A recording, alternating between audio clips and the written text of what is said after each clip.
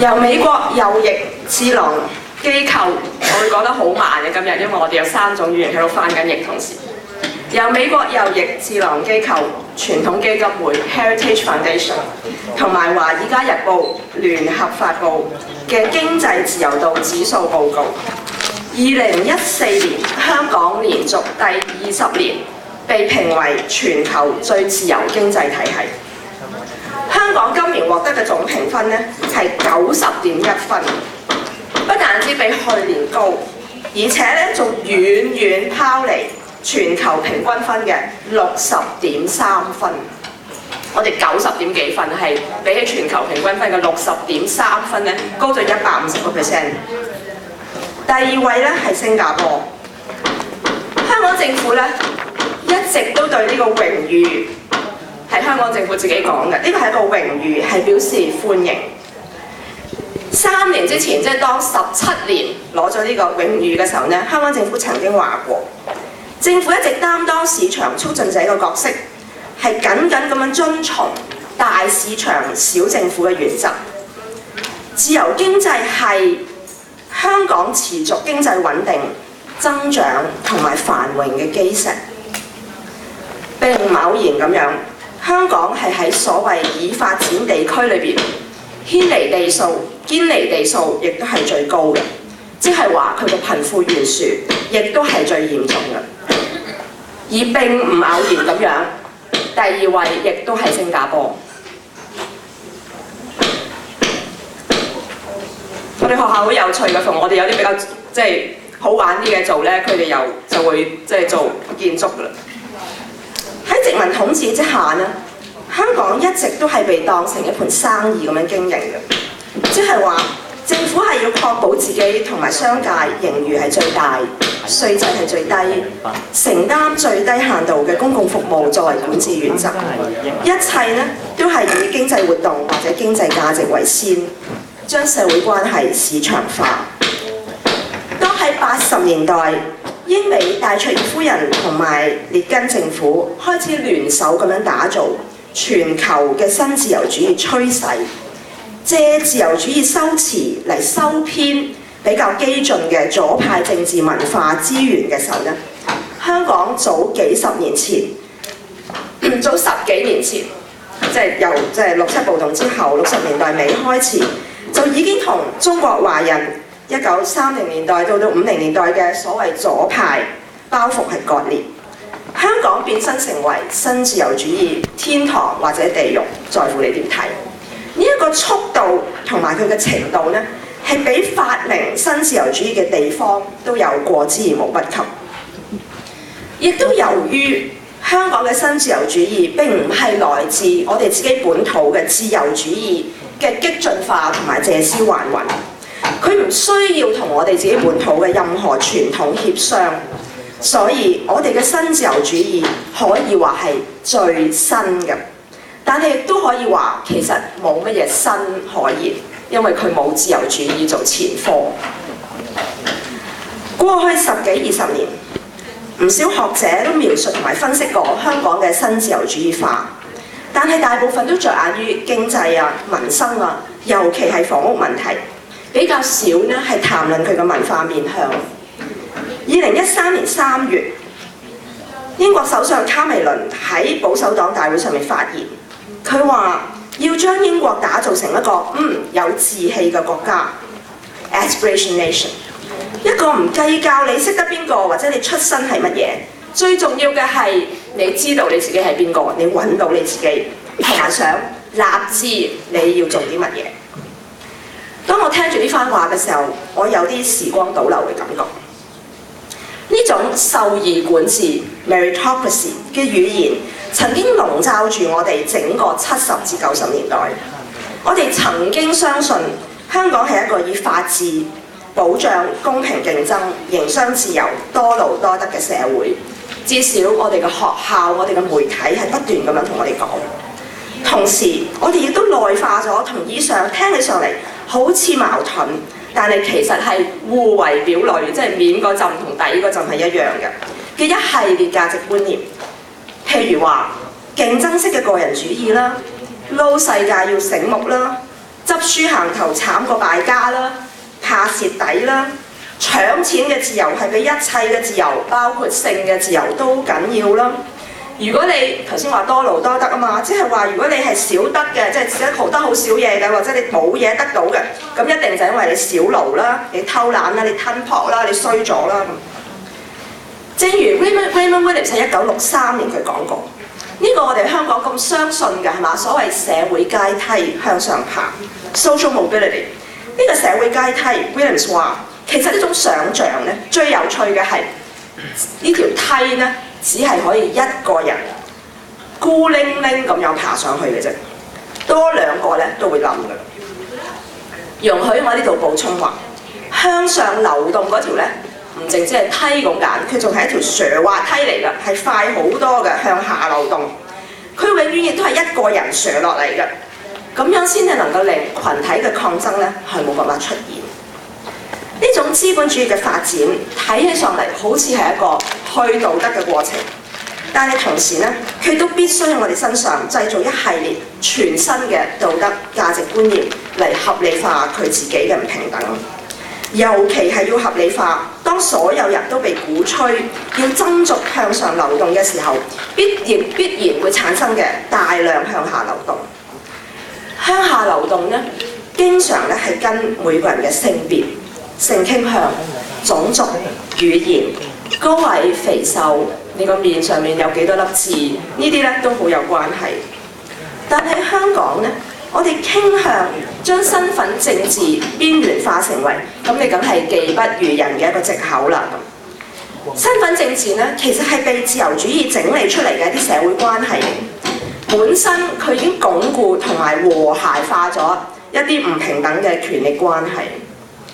相當偶然，又可能唔係好偶然咁樣，喺過去2個禮拜，我哋見到香港3大基督教會喺報紙買咗3版全版廣告，刊登咗叫做宣明婚姻立場、維護家庭價值嘅聯署。維護家庭基金前身其實係維護家庭聯盟，喺上個禮拜咧就舉辦咗家庭快樂巡遊，主辦單位咧就話有3萬個人出席，同埋超過90間社福機構、學校、媒體、企業、教會支持。香港基督右派近年都係利用身份政治同埋平權話語嚟運作，指佢哋聲稱話要維護兒童嘅權利，又去參與呢個僱傭修訂條例嘅倡議，甚至佢哋向扶貧委員會成功申請資源嚟討好基層家庭同埋兒童。咁咧真係討好嘅，因為咧佢哋基本上係即係攞啲足球賽事入場券咁樣去派俾啲小朋友。從而咧，佢哋話要建設更加公義嘅社會。佢哋嘅動員其實展現咗社會大眾面對新自由主義嘅唔公義、容易墮入嘅道德恐慌，亦都同時暴露咗新自由主義本身嘅道德矛盾。一方面高舉維護家庭嘅旗幟，但係特登漠視正係佢哋講嘅嗰啲一男一女、一夫一妻、一生一世同埋生兒育女呢種建制同國家嘅共謀。咁嗰啲共謀咧，我哋呢兩日開會嘅時候會不斷咁樣討論嘅。咁譬如好簡單咁樣諗，就譬如我哋嘅交稅制啊，我哋嘅住屋即係申請公屋啊，我哋嘅醫療福利啊等等咯。其實咧，正就係呢一種共謀咧，喺度製造更大嘅向下流動，同埋壓迫緊各種弱勢。嗱，唔單止咧係就性傾向呢一個議題上面喺壓迫嘅，亦都因為喺家庭建制裏邊被視為唔合格嘅人數咧，其實係大多數，包括單親、離婚、失婚、不婚、有外遇、不育。唔好忘記，我哋仲有很多呢啲人係來自唔合格嘅階級、種族、族群、性別、語言。譬如我今日講嘅廣東話，亦都係一種而家喺香港越嚟越被認為唔合格嘅語言啦。新自由主義繼承自由主義，遮蔽咗各種唔合格身份之間嘅關係，要我哋每個人身體裏邊嘅階級、種族、族群、性別、語言，亦都好似嗰啲格仔鋪裏邊嗰啲格咁樣咧，係佢哋自己之間咧，好似冇關係，使我哋作為一個人，本來呢啲嘢亦都係面嗰陣同底嗰陣係一樣嘅，使我哋作為一個人嘅呢個抗爭主體咧，係好難出現。今日我哋嘅主題講者 Professor Lisa DUGGAN 係紐約大學社會與文化分析教授，佢嘅學術成果對我哋最富啟發性同埋令我哋非常鼓舞嘅，正在於佢好早就已經對於社會運動鍥而不捨嘅投注同埋分析，而且一一釐清性同埋性別跟政治經濟結構之間緊緊扣連、互相成全嘅各種關係。喺香港，我自己咧就被告訴咗幾十年啦。研究政治經濟學者嗰啲咧就有幾百人啦嚇，做性或者性別研究咧就係剩翻下邊嗰啲孤零零嗰幾個咁，可有可無嘅啫。Professor Lisa DUGGAN 卻跟我哋話，如果我哋仲不斷咁樣複製呢種虛假嘅知識分類，我哋對兩方面嘅理解同埋介入咧，其實都係非常之有限，只係會繼續隔靴，好似隔住陣皮個凹痕咁樣，係講唔到重心。佢喺佢嘅著作《平等嘅神分》The Twilight of Equality 新自由主義文化政治同埋對民主嘅攻擊一本書裏邊話，新自由主義將我哋嘅物質同埋政治生活用種族、性別、性傾向、經濟階層、國籍同埋宗教呢啲定義嚟重新組織，但係又透過自由主義將呢啲分類之間嘅關係模糊化。佢又話，文化身份議題如果仍然喺分析同埋組織上面被視為跟佢哋原來明明係嵌喺裏邊嘅政經結構係互不相干嘅話，我哋將永遠無法建立一種新嘅社會運動，會係夠強、夠有創意、夠多元，為新世紀嘅全球政治創造新嘅可能。佢嘅另一本書《殺夫狂刀》Savage Slashes 呢個係我哋好可愛嘅 Conference Assistant Ted 幫佢譯嘅《殺夫狂刀》，性暴力同埋美國現代性，曾經獲美國歷史學會嘅 John Birchwell 獎。呢本書非常重要咁樣指出，喺美國社會歷史裏邊，某啲階級同埋族群嘅尋求法律保障，經常係透過壓迫其他更邊緣社群而達至嘅。從19世紀白人婦女到21世紀爭取分權嘅同志都如是。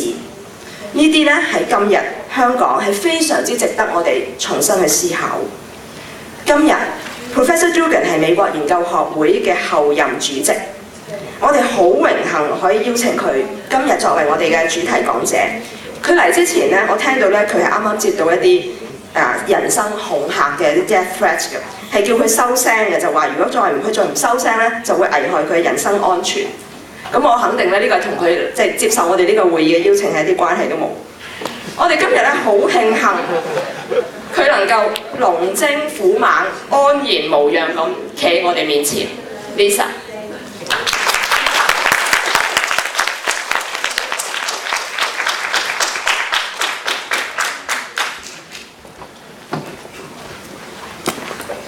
Good morning. I'm really delighted to be here. Is this set up so it will work? Turn the projector on. It's almost halfway through the talk. American Studies Association's endorsement of the academic boycott of Israeli higher education institutions. There's no way to make understandable to people outside the U.S. how utterly insane the U.S. public is on the issue of Israel-Palestine. Anyway, I want to thank YAU Ching for inviting me to this wonderful conference, which is addressing many issues that I'm very deeply interested in. I also want to thank Grace Yi and Mikey Int'l for facilitating my appearance here, and also all of the volunteers who we met this morning.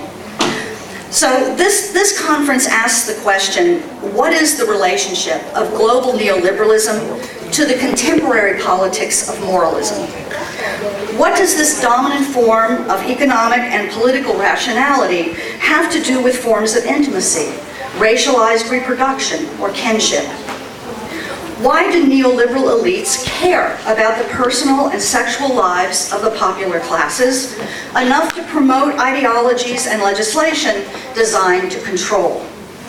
In the broadest sense, Michel Foucault provides a framework for thinking about these relationships through the lens of biopolitics, the everyday shaping of the terms and conditions of the life and death of populations. But in the very particular context of the present moment, we are confronted with something of a puzzle. Neoliberal elites promote apparently conflicting moral frameworks. On the one hand, they endorse and impose globally varying forms of traditional religion-based morality organized around the family values of marital reproduction, while on the other hand, they promote and pursue the virtue of selfishness embedded in the politics of unfettered corporate accumulation and individual greed. Is the pace of my speaking okay for the translators? Too fast? Okay, I'll slow down. Of course, the traditional morality espoused by neoliberal elites is generally anything but traditional.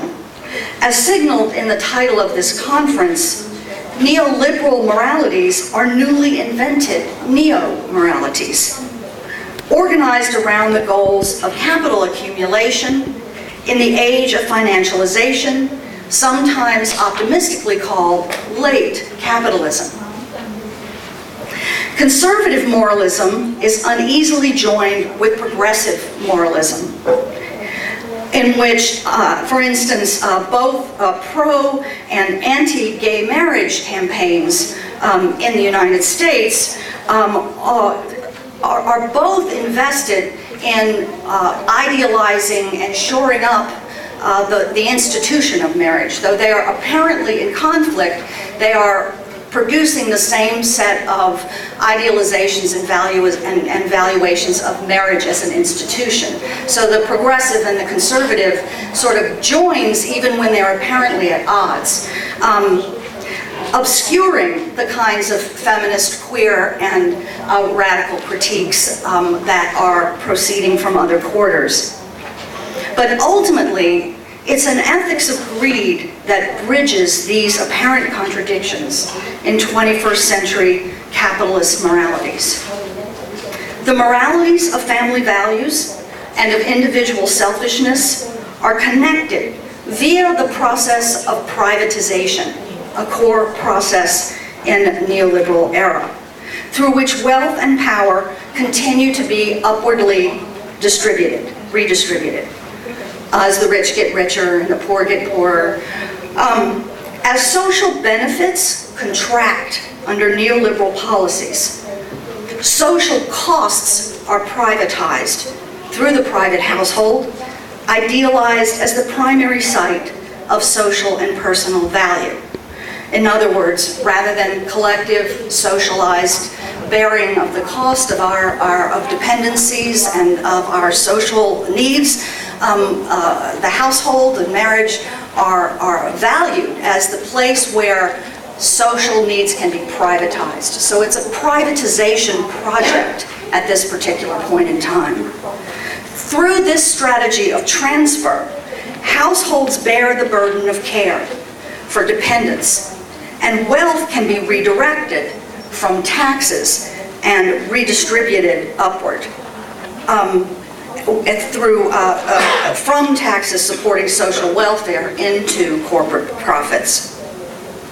Meanwhile, the wealth of social production is privatized via the ethics of greed is good, as expanding landscapes of organized public life are brought under private corporate ownership. So the greed is good selfishness ethic is about those who may shed the costs of social dependency and concentrate wealth in private hands through greed is good. So these apparently conflicting moralities of family values versus greed and selfishness of accumulation are actually connected through the logic of privatization of social costs and of social wealth. As Iowa has reminded us, these processes do not operate evenly across time and space. Neoliberalism and its moralisms vary enormously, embedded in the economic and political histories of different global regions and localities. In this lecture, I will give a very brief account of the meanings and uses of the term neoliberalism in contemporary English language scholarship. I will then examine neoliberalism's contradictory moral frameworks embedded within the project of privatization, to highlight the ways that greed in particular has been moralized, particularly since the 2008 global financial crisis. To highlight the ways that greed has been moralized, I will focus on the circulation of the fictional fantasies of heroic entrepreneurship in the writings of Ayn Rand. Ayn Rand hasn't had a direct influence in this part of the world, but the logic of her work and the way it is embedded in the thinking of neoliberals and the feeling of neoliberalism is relevant to financial capital and its operations in general. So it's a way to look at this logic of greed and how it's moralized by a writer who's had an enormous influence in the global north, not so much here, and you can thank your lucky stars for that. Though we did find copies of Ayn Rand work available in the bookstore in Taiwan. I don't know about here. I will then conclude with an examination of the morphing politics of moralism, especially in the global south, and suggest that we may be confronting new formations beyond the framework of neoliberalism in the form of political economies of security states. Here I'm drawing from the work of Paul Amar. Within this altered context, practices of moral regulation shift meaning again, offering new formations of uneven development and political cleavage. Okay, so I will be quite brief to talk about my paper as it appears in the proceedings, has a long section on the English language scholarship on neoliberalism. I'm not going to take your time and be tedious with that, but rather just summarize rather quickly to say that the word neoliberalism, first used in the 1930s, widespread circulation in the 90s, refers to, there are at least 3 different ways that it's used. It's used to name a utopian ideology of free markets and minimal state interference, a set of policies that slash social services and support global corporate interests. It's also used to name a process, neoliberalization, which proceeds in company with pro-corporate globalization and financialization as a cultural project. It's building consent for the upward redistributions of wealth and power. But I would argue that the best use of the term, neoliberalism, is as the name for a social movement of elites, of global elites, who are less wedded to the particular policies, any particular set of policies as put forth by the policy elite, and are more wedded in coming up with forms and ways of administering states and global administration to support upward redistributions of wealth. So the kind of network of oligarchical elites formed the practice of neoliberalism more than the set of ideas that's called neoliberalism as a kind of ideology. And they often are kind of at odds with each other. So it's, when you call it neoliberalism or not, it's not always so clear. Okay. Though the term is used quite differently across the social sciences and in the humanities, there's wide agreement that neoliberalism is a radicalized form of the history of capitalist imperialism centered in the US and Anglo-Europe, but that has had an uneven impact across the globe since the 1970s.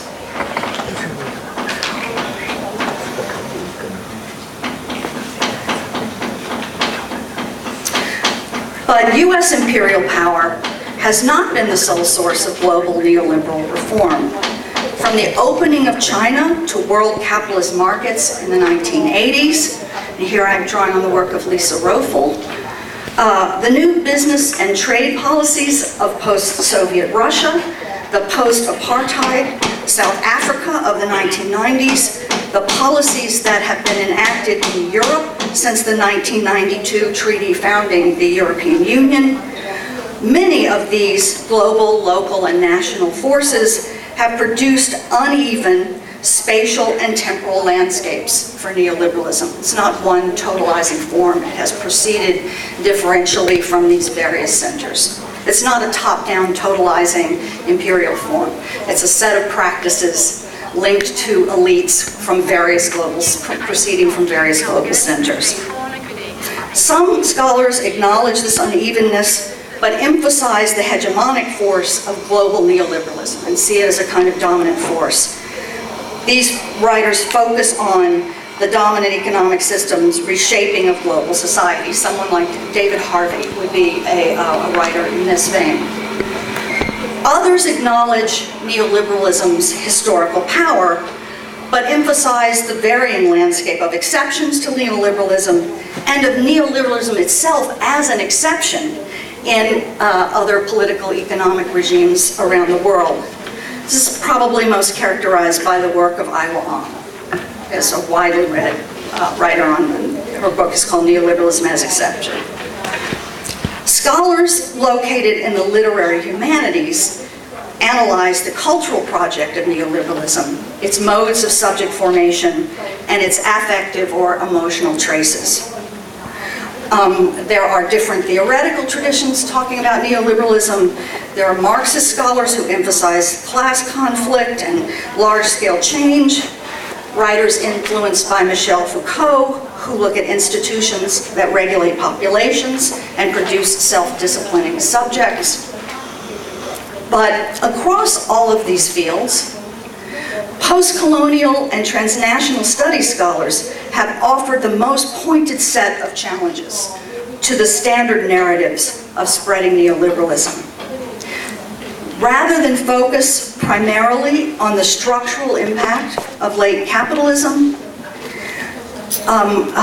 these scholars have noted the myriad ways in which the challenges to colonial and modernity have shaped, rather than simply resisted, the ideas and practices of neoliberalism.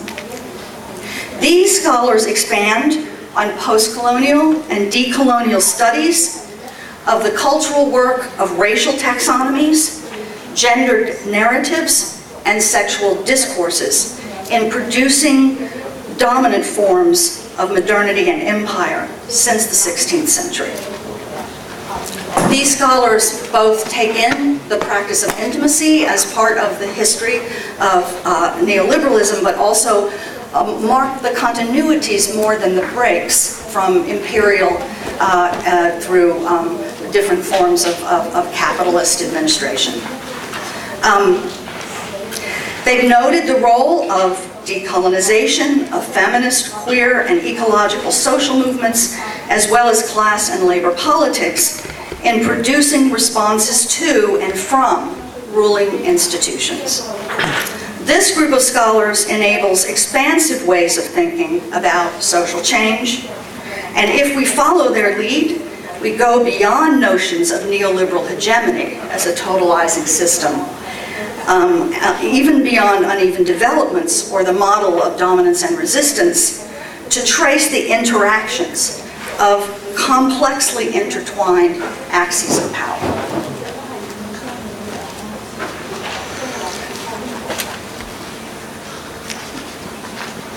In thinking about the neomoralism of neoliberalism, it's important to keep this unevenness in mind. The cultural projects of neoliberal capitalism vary dramatically, from the remaking of racial hierarchies, the reinstitution of racial inequality, to superficially inclusive multiculturalism. From gendered marital monogamy to sexually liberated consumerism. Conditions shift emphases from one pole to the other, but not along any kind of progressive axis, back and forth across these poles of variation. During the global financial crisis of 2008, it seemed that neoliberalism might collapse under the weight of its failures. Who would still advocate deregulation following such clear irresponsibility and chaos in the private financial sector? Yet rather than collapse, neoliberalism enjoyed an intensified resurgence. Zombie neoliberalism rose from the ashes of financial crisis, dragging its exhausted ideological baggage and failed policies along. Its defining moral contradictions intensified. Attacks on gay people and on women's reproductive rights expanded their force in many places around the globe. At the same time that the marketing of new technologies and pharmaceuticals to assist extra familial reproduction and gender flexibility also expanded.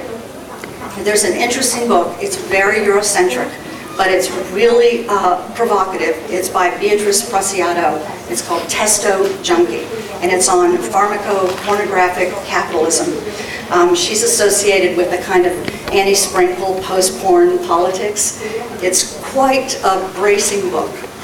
Anyway, but it's about the marketing of these of testosterone along with the pill and Viagra as kind of drugs of gender management. It's very interesting. So, these contradictions have been negotiated via the neoliberal policy of privatization. The expansion of lesbian and gay rights is occurring through the redefinition of those rights as the rights of marital couples and parents, whose households will privatize the costs of social reproduction in the same manner as heterosexual reproductive couples. This form of inclusion has a long colonial history as a mode of incorporating racial difference. At the same time, the ramped up emphasis on me-first strategies of personal advancement and the glorification of corporate entrepreneurship underwrite the fast track to accumulation for those who may shed the burden of responsibility for social dependence. The advertising slogan for NYU's School of Continuing Professional Education is, "I am the president of Me Incorporated."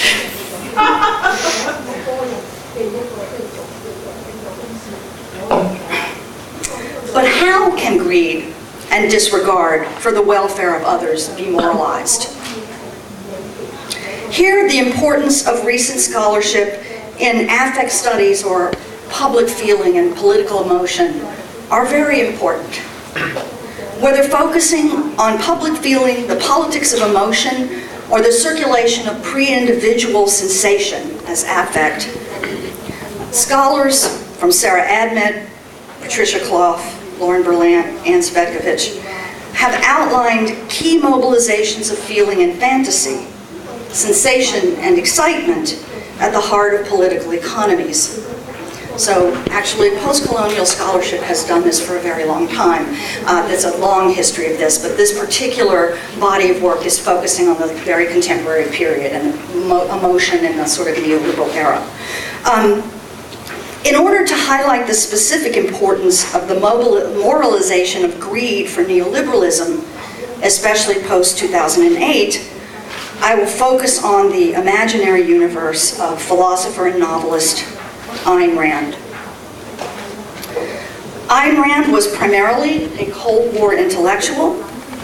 She was a Russian immigrant from the Bolshevik era, an anti-communist, active during the 40s and 50s. But she has had enormous influence on contemporary neoliberal policies, both within nation states, but also within institutions of global governance, like the IMF, the World Bank.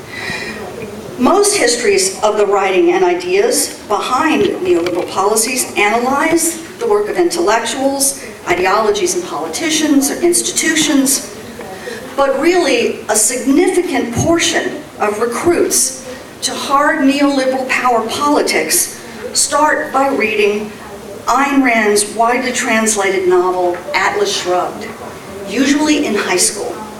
So to give you a sense of how, especially since 2008, when the sales of her novels really skyrocketed, again, although they've been world bestsellers, right, in the ranks of the Bible, like world bestseller novels, although they are really, really bad. They're badly written, they're unbelievably bad, but they enjoy mass popularity. So looking at them can give us little keys to some of the emotional logics and the fantasy logics that keep neoliberalism running after it has so clearly failed to deliver on its promise of global abundance. Okay, so.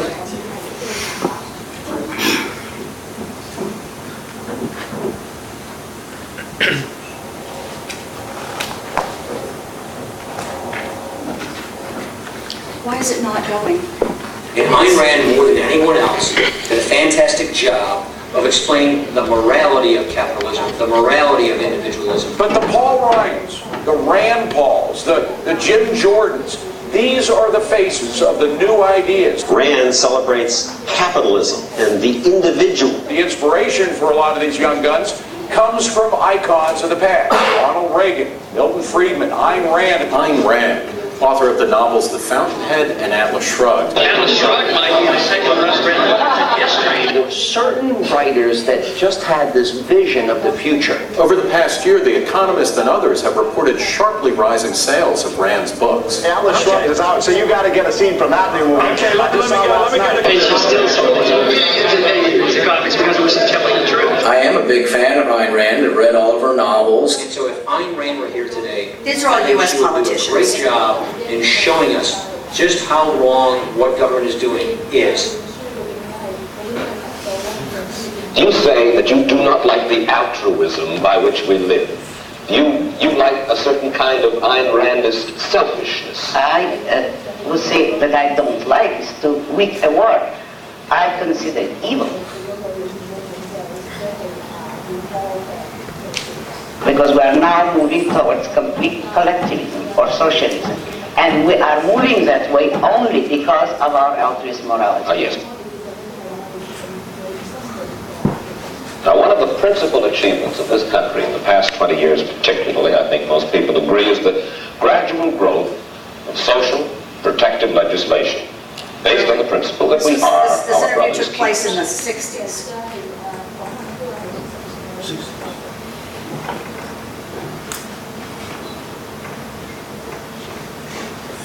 I feel that it is terrible that you see destruction all around you and that you are moving toward disaster until and unless all those welfare state conceptions have been reversed and rejected.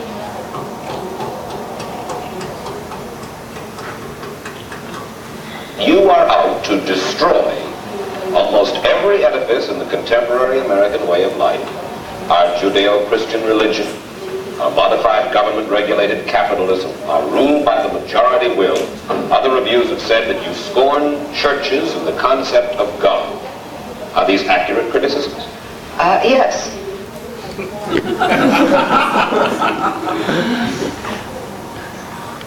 Christ, every important moral leader in man's history, has taught us that we should love one another. Why, then, is this kind of love, in your mind, immoral? It is immoral if it is a love placed above oneself.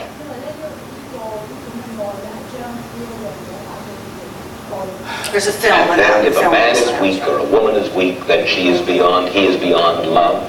He certainly does not deserve it. He certainly is beyond. There are very few of us, then, in this world, by your standards, who are worthy of love.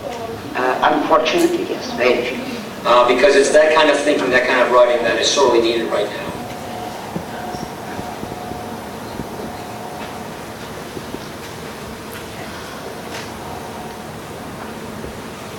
Okay, Okay, I have, in the interest of time, I won't show them, but I have the trailer for the film of Atlas Shrugged, right, with all its, drama and craziness. You want to see the trailer? Okay.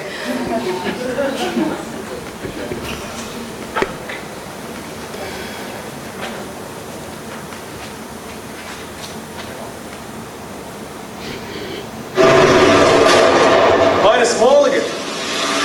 Who's asking? Someone who knows what it's like to work for himself and not let others feed off the profits of his energy. Who are you? We found a note. What did it say? It said, who is John Galt? One of the worst railroad accidents in recent history. A Tiger transcontinental freight train has crashed and derailed. I have to get the Rio Norte completely derailed in 9 months, and I'm gambling that the metal can do what you say it can. I'm staking my business on it. Nobody's used rear metal. Why do we have to be the first? Well, they say you're intractable, you're ruthless, your only goal is to make money. My only goal is to make money. Yeah, but you shouldn't say it. If we're going to bring Reardon down, we should do it from the inside. I am placing a moratorium on all railroad bonds. We can't afford to allow the expansion of a company which produces too much. A federal tax will be applied to all steel mills. They are not getting my metal. We'll find a way to fix this. You and your brother try to undermine me, or go to the government. Maybe you should let me explain. Maybe you should let me finish speaking. It's a battle. What battle? I don't fight to disarm. Well, they have a weapon against you. What is wrong with the world? Well, I ask useless questions. How deep is the ocean? How high is the sky? Who is John Galt? In order to save my family's business, I'm going to have to abandon it. I'm going to take a leap and start my own company. And what are you going to call this new line of yours? The John Galt line. We're not going to allow you to run that train. You can do whatever you want with your men, Mr. Brady, but that train will run if I have to drive the damn thing myself. What we're doing, my metal, your railway, it's us who move the world. If you double-cross me, I will destroy you.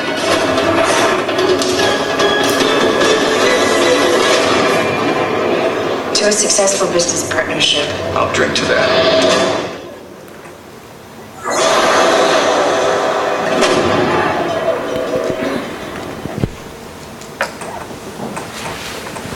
Okay, I have an episode of The Simpsons. I mean, it's a 5-minute film of The Simpsons, starring. It's about the Ayn Rand School for Tots.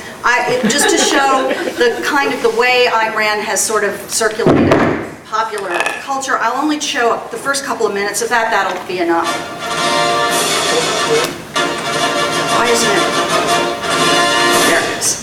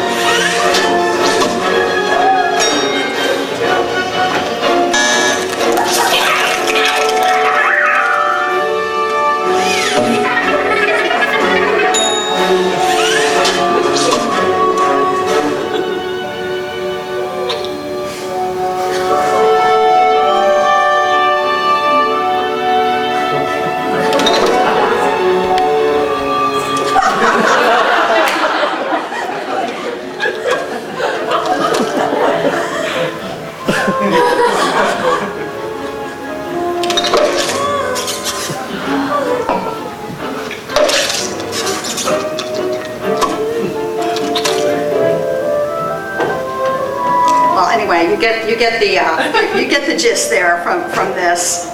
So, why is it still playing? How do I turn it As off? our friend speaking. Oh, I see. It's playing down here. Okay. Okay. Thanks. As the founder of objectivism, which she claimed was a purely rational philosophy, expounding the moral basis of capitalism, but her novels have been actually much more widely read, translated, and circulated than any of her nonfiction screeds. Drawing on her early career experience as a Hollywood scriptwriter, what those novels provide is, and you can see it from the trailer, right? Melodramatic romance, heroism, and erotic fantasy, a specifically libidinal fantasy life for the would-be heroic entrepreneur who eschews empathy or collectivity on the path to pure creative achievement and accumulation. What Rand's fiction provides is a structure of feeling, a moralized and libidinal politics of joyful greediness in the space of scarcity and conflict. Ayn Rand's work produces identifications with a heroic entrepreneurial subject who responds to disappointment and setbacks with anti-empathic belief in the moral efficacy of passing over literal as well as figurative dead bodies on the road to accumulation. During her own darkest period of unemployment, obscurity, and isolation, during her Hollywood days, she wrote extensively in her journals about her worship of an early 20th century serial killer who became the model of her heroes in The Fountainhead and in Atlas Shrugged. An early sketch of him was then different versions of him. He became her hero. William Edward Hickman was a forger, an armed robber, a kidnapper, a multiple murderer. In 1927, at the age of 19, he appeared at a Los Angeles public school and lured 12-year-old Marion Parker away with him, supposedly to visit her father in the hospital. Over the next few days, he sent her parents ransom notes. Marion's father collected the money, delivered it to Hickman, and as he was delivering the money, he could see in the passenger seat of the car where his daughter was sitting there. So he gave the money, he could see his daughter. But as Hickman drove off, he dumped Marion's body at the end of the street. He had sawed her in half, drained her body of blood, cut her and turned organs out, and stuffed her torso with bath towels. He had wired her eyes open to make her seem alive. Pieces of her body were found all over Los Angeles. In her journal, where she began outlining a character for her future heroes, Rand includes a long paragraph listing all the things she likes about Hickman. The fact that he looks like a bad boy with a very winning grin, that he makes you like him the whole time you're in his presence. She confesses her involuntary, irresistible sympathy for him, which I cannot help feeling in spite of everything. She particularly was interested in the slogan he announced at trial, "I am like the state. What is good for me is right." Rand writes, even if he wasn't big enough to live by that attitude, he deserves credit for saying it so brilliantly. And thinking about the forms of what we might call Lauren Berlant has a book that's been widely circulated called Cruel Optimism, right? And it's about the ways that, late capitalism recruits this sort of doomed sense of optimism of trying to make a good life that's always failing. On a twist on that, you might call this optimistic cruelty.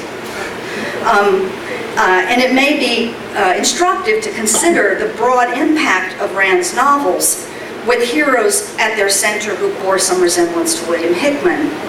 The glee that these novels elicit in so many readers who go on to promote greed as a social good might illuminate the forms of feeling that recruit not simply consent but active participation in expanding inequalities and escalations of violence, integrated with an optimistic belief that such policies produce the morally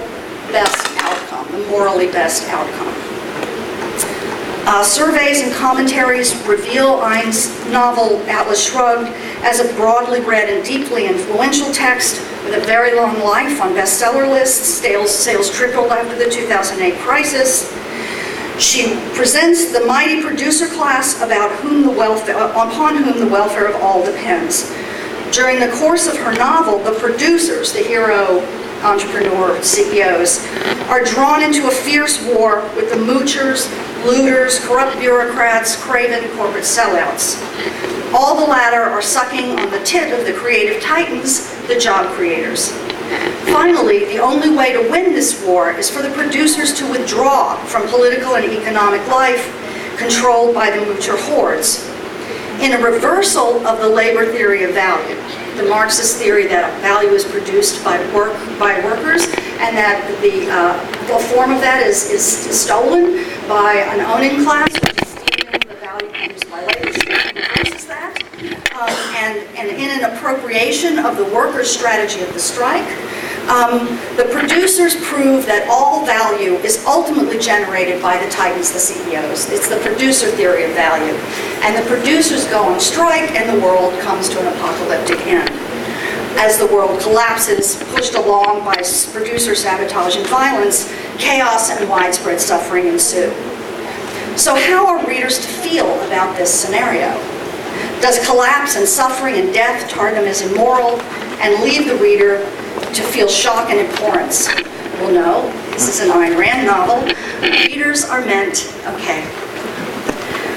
meant to cheer the apocalypse because it is deserved by the stupid and weak masses and those who pander to them. The destruction is thrilling, as are the sexy, heroic titans who have caused it. It is important to note that Ayn Rand's heroes are women as well as men. Dagny Taggart is a railroad tycoon. You saw her here, whose bravery and acumen surpass all the men around her, except the Hank Rearden and John Galt. Like her other female heroes, she is single, childless, and hot. The heat between her and Rearden is the central motor of the novel. He's married. The heroic entrepreneurs are invested with wild passion and desirability. The weak moochers are domesticated by marriage and the government. And Taggart must free Rearden from his wife, as well as from politicians, to strike on toward creative dominance. So this is a very gendered, heterosexual scenario, but also in many ways has a kind of queer dynamic. These books are very popular with big swaths of gay readers.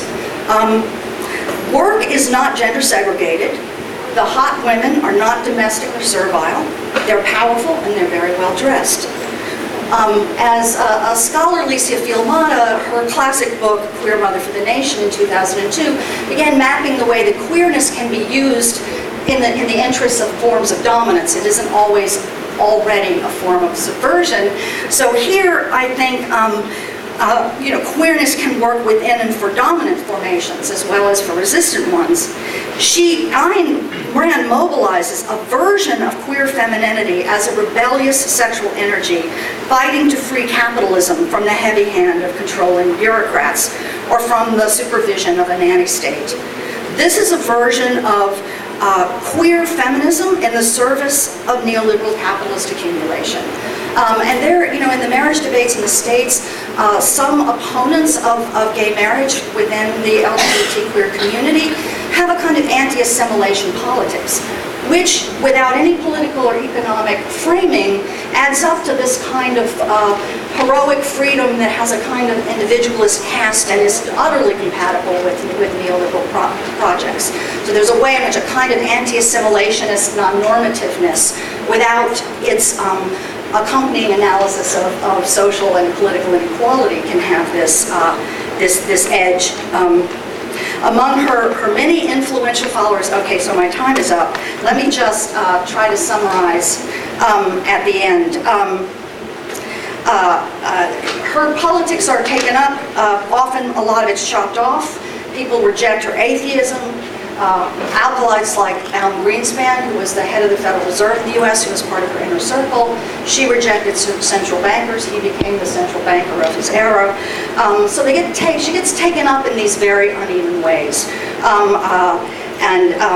But the fantasy life, right, the libidinalized fantasy life of creative heroism, anti-collectivity, disregard for the suffering, etc., is a kind of fantasy formation that moralizes the good of this kind of selfishness and that recruits advocates of neoliberalism probably much more effectively than the writings of Milton Friedman or the policies of the World Bank. The final section of the paper that you'll see in the proceedings is asking whether this is actually still a neoliberal era and whether neoliberalism is what we're dealing with.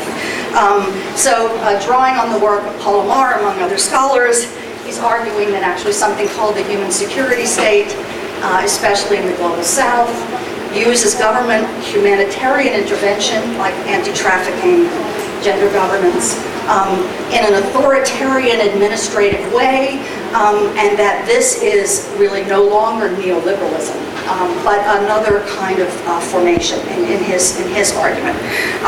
So I'm just raising that as something to consider, especially when thinking about Taiwan and Hong Kong, which are so different.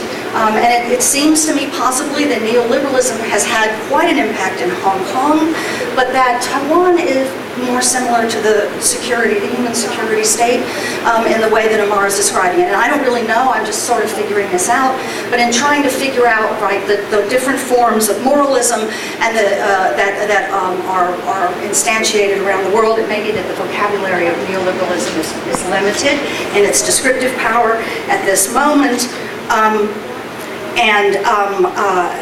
The form of moralism, the sort of state-sponsored moralism that joins the humanitarian to the authoritarian is a very predominant and spreading form of political economic organization in large parts of the world. So that's my rush to the end. Thank you.